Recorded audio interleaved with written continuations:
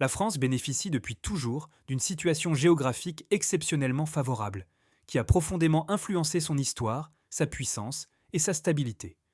Peu de pays en Europe disposent d'un ensemble aussi complet d'avantages naturels, à la fois pour le développement économique, l'unité politique et la défense du territoire. Située à la jonction entre l'Europe du Nord et l'Europe du Sud, la France occupe une position charnière sur le continent. Elle est traversée par un vaste réseau de fleuves majeurs, la Seine, la Loire, le Rhône, la Garonne, la Marne ou encore le Rhin, qui ont longtemps constitué des axes de circulation essentiels. Grâce à eux, le territoire français a pu développer très tôt des échanges commerciaux à grande échelle, reliant l'Atlantique, la Méditerranée et l'intérieur du continent européen. Ces cours d'eau ont également favorisé une agriculture particulièrement productive. La France dispose d'immenses plaines fertiles, notamment dans le nord et l'ouest du pays, ce qui lui a permis de devenir l'une des grandes puissances agricoles européennes. Encore aujourd'hui, elle possède davantage de terres arables que presque tous les autres pays d'Europe occidentale, ce qui lui a historiquement donné un avantage décisif sur des rivaux comme l'Angleterre ou certains États allemands.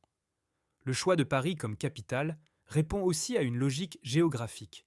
Implantée au cœur du bassin parisien, à proximité de plusieurs voies fluviales importantes, la ville s'est imposée naturellement comme un centre administratif, politique et économique.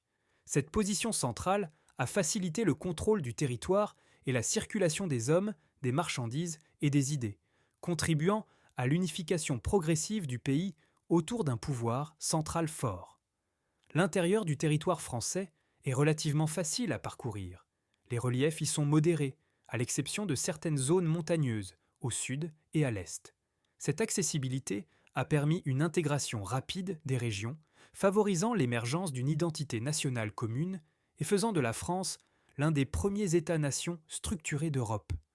Sur le plan défensif, la France est entourée de frontières naturelles remarquables. Au nord, la Manche la sépare des îles britanniques. À l'ouest, l'océan Atlantique. Au sud, les Pyrénées et la Méditerranée. Au sud-est, les Alpes constituent une barrière particulièrement difficile à franchir. Ces éléments ont longtemps protégé le territoire contre les invasions extérieures.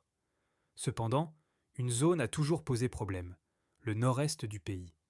Cette région s'ouvre sur une vaste plaine qui fait partie de la Grande Plaine européenne, un espace sans obstacle naturel majeur, propice au déplacement rapide des armées.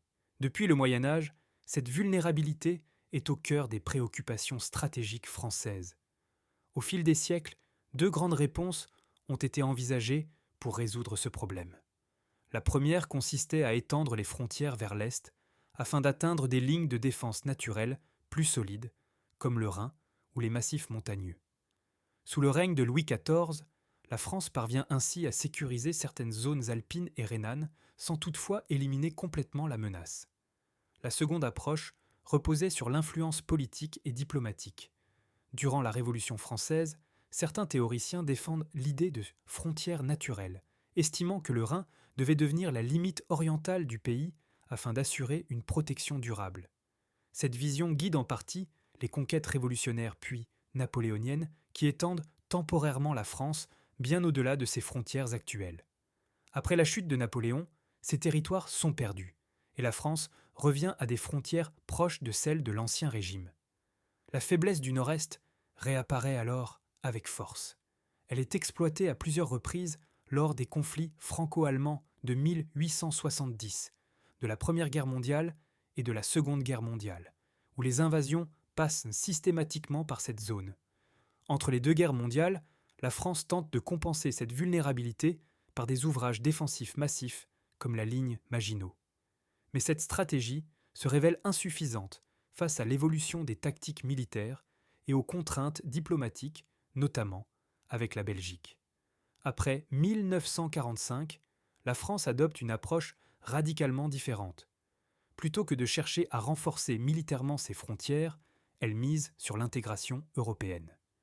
La construction de l'Union européenne vise notamment à rendre tout conflit armé entre États européens, et en particulier entre la France et l'Allemagne, politiquement et économiquement impensable.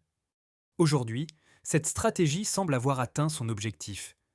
La coopération étroite entre anciens adversaires a remplacé les rivalités territoriales.